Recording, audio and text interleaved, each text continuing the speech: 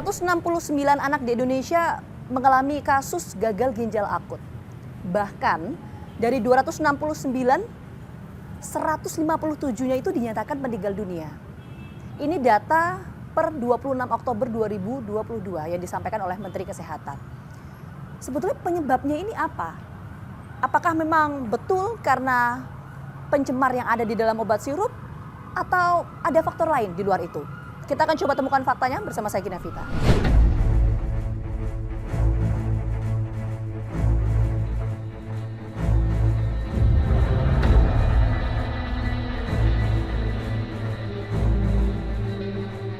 Kasus gagal ginjal akut misterius kini tengah menghantui seluruh keluarga di Indonesia.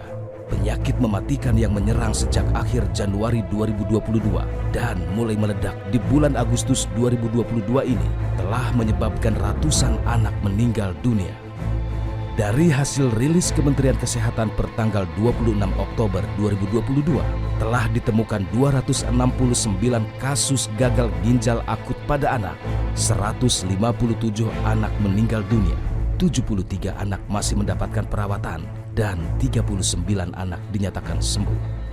Dari sebaran kasus yang ada di DKI Jakarta, masih menduduki posisi tertinggi dengan 57 kasus, sementara Jawa Barat 36 kasus, Aceh 30 kasus, Jawa Timur 25 kasus, Sumatera Barat 19 kasus. Provinsi-provinsi ini menduduki posisi 5 besar kasus gagal ginjal akut pada anak. Sisanya tersebar di 27 provinsi di Indonesia.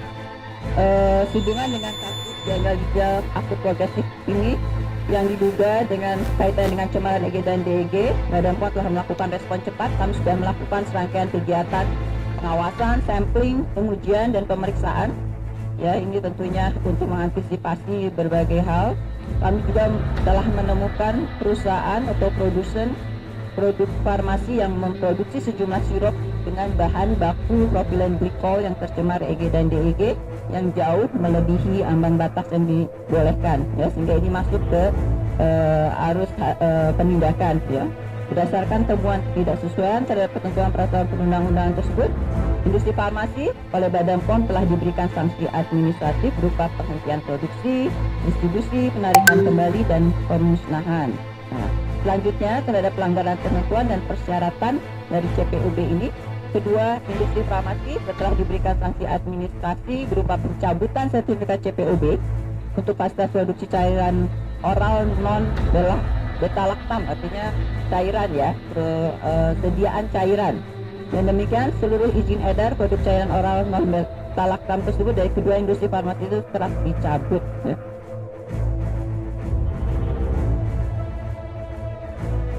Untuk itu, pemerintah mengambil sejumlah langkah tegas agar tenaga kesehatan dan masyarakat sementara waktu tidak memberikan obat-obatan dalam bentuk cair atau sirup kepada anak-anak.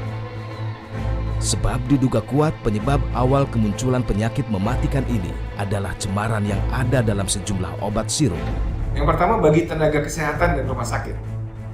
Tenaga kesehatan menghentikan sementara peresepan obat sirup yang diduga terkontaminasi etilen glikol atau dietilen glikol sesuai hasil investigasi Kemenkes dan Badan POM. Kedua, bila memerlukan obat sirup khusus, misalnya obat anti epilepsi atau lainnya yang tidak dapat diganti sediaan lain, harap konsultasikan dengan dokter spesialis anak atau konsultan anak. Yang ketiga, jika diperlukan, tenaga kesehatan dapat meresepkan obat pengganti yang tidak terdapat dalam daftar dugaan obat terkontaminasi atau dengan jenis sediaan lain seperti suppositoria yang dimasukkan ke dalam anus, atau dapat mengganti dengan obat puyer dalam bentuk tunggal atau monoterapi. Yang keempat, peresepan obat puyer tunggal hanya boleh dilakukan oleh dokter dengan memperhatikan dosis berdasarkan berat badan, kebersihan, pembuatan, dan tata cara pemberian. Kemudian himbauan kami bagi masyarakat, yang pertama, masyarakat untuk sementara waktu agar tidak membeli obat bebas tanpa rekomendasi tenaga kesehatan sampai didapatkan hasil investigasi menyeluruh oleh Kemenkes dan Badan POM. apa yang sebenarnya terjadi? Benarkah penyakit ini disebabkan oleh etilen glikol dan dietilen glikol yang terdapat dalam sejumlah obat-obatan sirup? Mengapa baru kali ini berjangkit? Padahal masyarakat sudah sangat akrab dengan sejumlah obat penurun panas atau mengatasi demam pada anak yang dijual bebas. Langkah kami tertuju ke Kampung Rawageni, Depok, Jawa Barat. Tepatnya di kediaman Ibu Soleha dan keluarga. Diketahui Azkia, putri bungsu Ibu Soleha, tak tertolong setelah divonis gagal ginjal akut. Saat ini kita akan menuju ke rumah Ibu Soleha, seorang warga asal Depok, Jawa Barat, yang menurut informasi anak dari Ibu Soleha ini meninggal dunia karena terkena gagal ginjal akut. Kita akan coba dengarkan cerita utuhnya sebetulnya seperti apa. Kita akan temukan faktanya.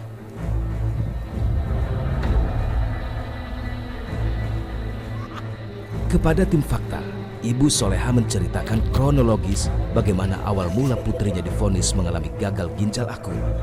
Menariknya, jenis obat-obatan yang dikonsumsi Ananda Azkia tidak termasuk ke dalam 5 jenis obat yang sempat dilarang digunakan oleh Kementerian Kesehatan. Kakak Kia ini kalau, mohon maaf sebelumnya Bu ya, kalau kami harus bertanya ini ke Ibu Soleha.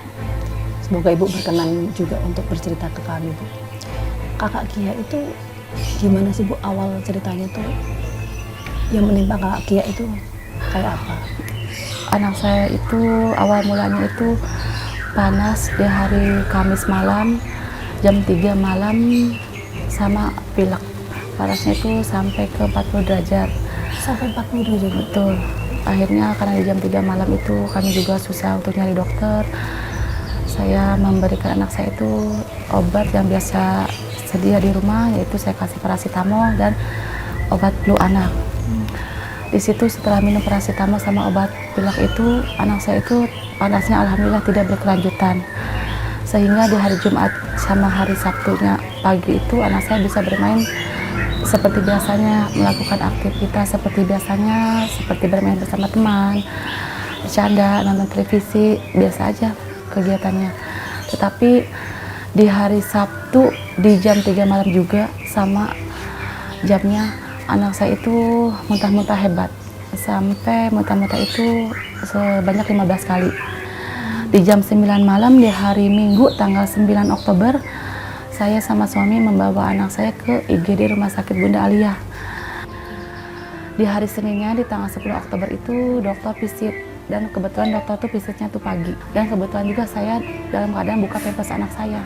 Terus saya baru ingat, saya baru cerita, dokter, anak saya kok sampai sekarang pampersnya masih kering dan tidak pipis. Di hari Sabtu kemarin pas awal muntah-muntah sampai sekarang anak saya tidak pipis. Dokternya langsung curiga, langsung berkata seperti ini, kata Ibu, takutnya anak Ibu kena gagal ginjal. Dan betul prediksi dokter bahwa anak saya itu menderita gagal ginjal akut stadium 3. Waktu, maaf ya Bu, sekali lagi saya harus bertanya, ketika dokter mengatakan bahwa anak Ibu gagal ginjal akut tuh apa Bu? Sempat kaget atau seperti apa? Karena Bukan kaget lagi. Kalau melihat riwayat hidup dari Kakak Kia itu gimana sih Bu? Bukan kaget lagi, kayak disambar petir, kayak dunia itu mau runtuh. Bukan kaget lagi, karena anak saya itu anak yang sangat sehat sekali dan tidak ada riwayat penyakit yang parah.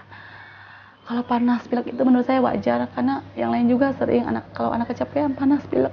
Di situ saya juga tidak menyangka bahwa anak saya itu didiagnosa penyakit ini gitu kan. Dan sampai sekarang ini saya belum tahu kenapa anak saya bisa didiagnosa penyakit seperti ini gitu kan. Sebelum Kakak Kia ini harus berjuang melawan sakit gagal ginjal akut ini, sempat mengkonsumsi apa saja sih Bu? Itu dia sempat mengkonsumsi obat panas itu, paracetamol sama obat pilek gitu. Tidak pernah saya kasih obat yang aneh-aneh. Yang selalu saya sedia yaitu obat panas sama batuk pilek itu saja. Dilepaskan di titik kematian yang sangat cepat gitu. Seminggu itu kayak benar-benar kayak busuk panah gitu anak saya. Karena cepet banget dalam waktu seminggu anak saya sudah tidak ada dengan didiagnosa ya penyakit seperti itu. Itu yang saya awalnya tidak menyangka sama sekali. Dan inilah Azkia, bocah cantik yang baru berusia 3 tahun 8 bulan, yang akhirnya harus berpulang setelah mengalami gagal ginjal akut. Kakak Kia, mama mana mama? Meski telah kehilangan putri bungsunya, Soleha tetap berterima kasih kepada tim dokter RSCM yang menangani dan berjuang bersama keluarga pasien, sekaligus berharap agar kasus gagal ginjal akut yang menimpa putrinya tidak dialami lagi oleh anak-anak yang lain. Dan air pipisnya pun sama sekali setelah cuci darah pun tidak keluar, sama sekali. Jadi semakin menurun. Semakin menurun. Ya, meskipun dokter sudah melakukan yang terbaik untuk saya, apapun dokter lakukan, saya juga melihat sendiri kerja dokter di rumah sakit RSCM tuh siang malam 24 jam tuh untuk kesembuhan anak saya. Semua sudah berjuang Semua ya, Bu, sudah untuk berjuang. kesembuhan Betul, Akia ya. betul. Di malam minggunya kami dipanggil oleh tim dokter bahwa anak kami itu mengalami kritis yang sangat hebat. Di malam minggu hari Sabtu berarti. Jam berapa waktu itu, Bu? Jam 9 malam. Jam 9 malam. Betul. Kondisinya itu seperti apa sih, Bu? Sudah tidak bisa merespon sama sekali, sudah tidak bergerak, cuman masih bernapas dalam keadaan dipasang ventilator dan sudah mulai ngorok gitu kan. Kita panggil sudah tidak sudah tidak ini sama sekali gitu. Terus di hari minggunya di tanggal 16 Oktober kami dipanggil lagi, ternyata anak kami kritisnya sudah mulai hebat. Dan sempat pendarahan jantung juga. Terus di jam 8.20 anak kami dipanggil oleh Yang Maha Kuasa. Jadi cukup cepat sekali perburukannya. Selama 11 hari ini saya tidak pernah melewatkan untuk berziarah ke anak saya. Bahkan kemarin saking kangennya sehari 3 kali. Karena semakin hari itu Mas semakin kangen. Rindu itu Mas semakin tambah, bukannya semakin berkurang. Jadi semakin kesini saudara udah pada pulang, teman-teman sudah pada punya kegiatan masing-masing. Semakin berasa dengan ketidakhadiran anak saya ini gitu.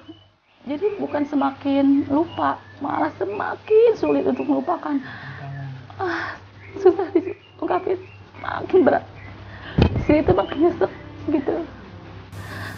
Kangennya minta ampun Mas, aduh jangan sampai ada yang seperti saya gitu kehilangan anak yang sangat dicintai gitu.